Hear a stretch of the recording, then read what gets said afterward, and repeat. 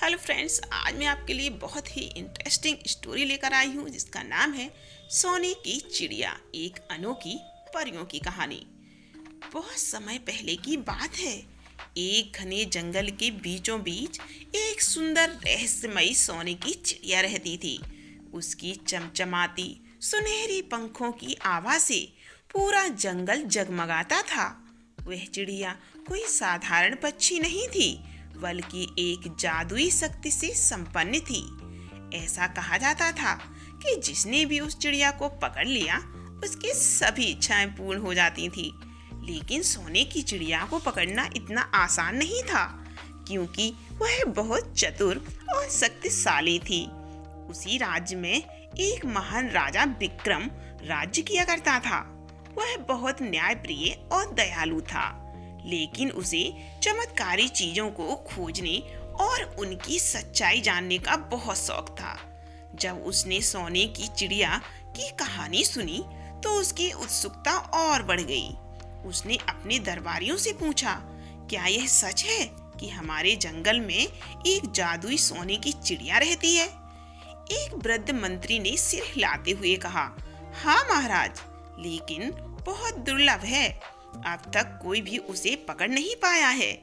राजा विक्रम ने तय किया कि वह स्वयं उस चिड़िया को देखने और उसकी सच्चाई पता लगाने जंगल में जाएगा।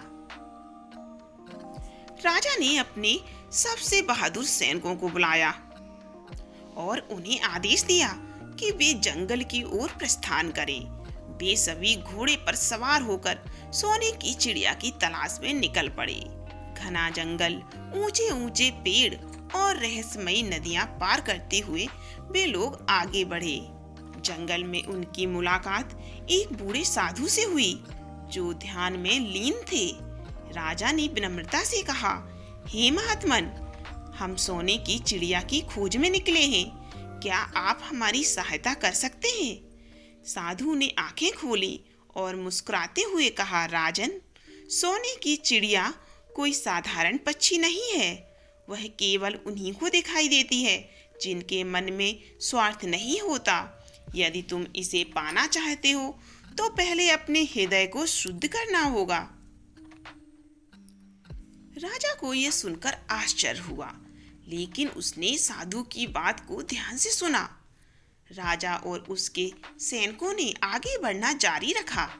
कई दिनों तक भटकने के बाद एक दिन अचानक उन्होंने पेड़ की ऊंची शाखा पर एक चमचमाती चिड़िया देखी।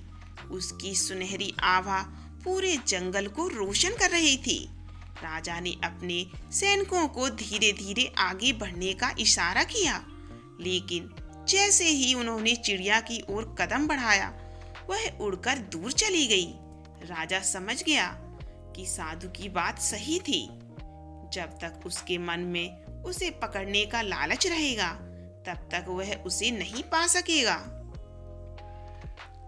राजा ने तय किया कि वह अब अपने लालच को त्याग कर सिर्फ चिड़िया से मिलने की इच्छा रखेगा। उसने अपनी तलवार नीचे रख दी और चिड़िया से कहा, हे दिव्य पक्षी, मैं तुम्हें किसी स्वार्थ के लिए नहीं पकड़ना चाहता। मैं केवल तुम्हारी सुंदरता को निहारना चाहता हूँ और तुम्हारे बारे में जानना चाहता हूँ। तभी एक अद्भुत चमत्कार हुआ।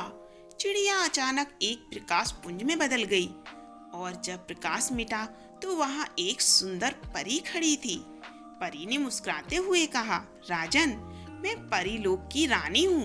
यह मेरी परीक्षा थी कि कौन मुझे सच्चे मन से देखना चाहता है और कौन सिर्फ मेरे शक्ति के पीछे भागता है।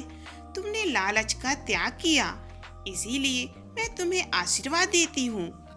परी ने राजा को एक जादुई पंख दिया और कहा, जब भी तुम्हें सहायता की आवश्यकता होगी, इसे पकड़कर मेरी याद करना। मैं तुम्हारी सहायता के लिए जरूर आऊंगी। राजा ने कृतज्ञता प्रकट की और परी को प्रणाम किया। वह अपने राज्य में वापस लौटा और अपने अनुभवों को प्रजा के साथ साझा किया और न्यायप्रिय शासन के कारण पूरा राज्य खुशहाल और समृद्ध हो गया।